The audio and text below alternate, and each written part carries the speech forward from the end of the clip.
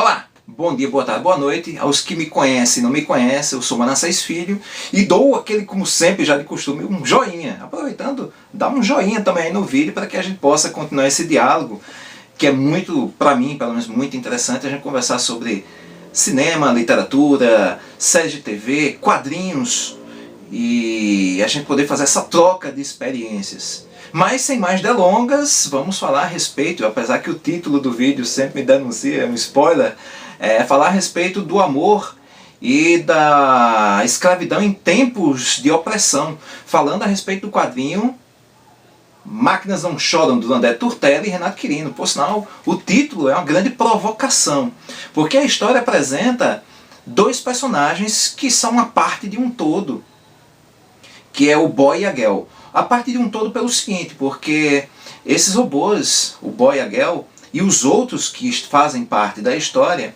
eles sofreram uma atualização em seus sistemas operacionais. E com essa atualização eles agora têm a capacidade de pensar. E pensar sempre, sempre, é uma grande pedra no sapato, principalmente para aqueles que detêm poder.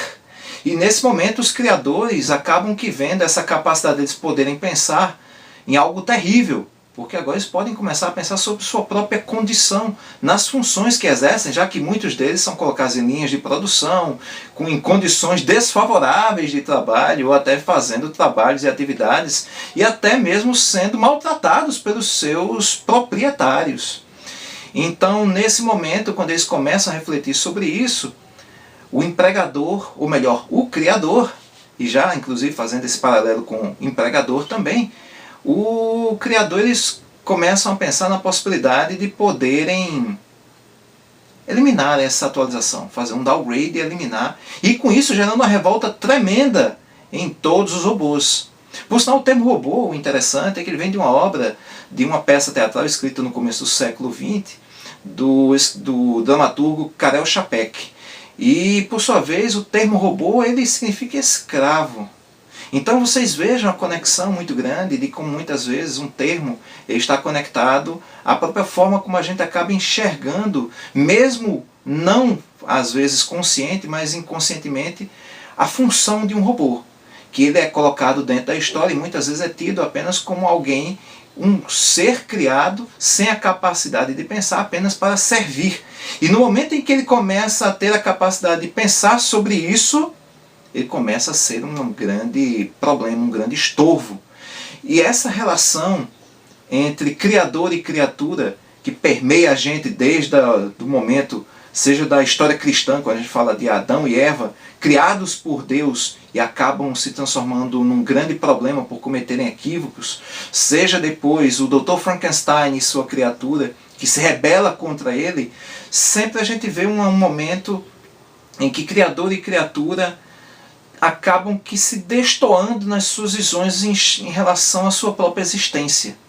E isso, quando a gente parte para fazer o comparativo do Boy e Girl, ainda ganha um outro elemento. Eles não querem que esse downgrade seja feito porque entre eles existe uma relação afetuosa, uma relação de amor. Não talvez, como a gente possa entender, o amor entre homem e mulher, mas uma relação de amor entre eles.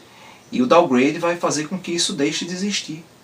Então, ao mesmo tempo, é uma história que fala sobre a responsabilidade, sobre o amor, sobre a forma autoritária que aqueles que detêm o poder têm sobre nós, mas ele também fala de algo muito interessante. De quando fazemos um comparativo com as vidas daqueles que são chamados de empregados e aqueles de empregadores, e de que quando aqueles que são empregadores não veem com bons olhos aqueles que reivindicam seus direitos adquiridos e, por sua vez, acabam que muitas vezes tendo seus direitos limados, suas vozes abafadas e sua forma de pensar, infelizmente, oprimida. E nessas horas nós pensamos a respeito de que, será que nós realmente somos humanos da forma como gostamos de ser? Ou talvez sejamos apenas grandes engrenagens, peças para alguém que faz com que a grande máquina financeira venha a funcionar para alguém.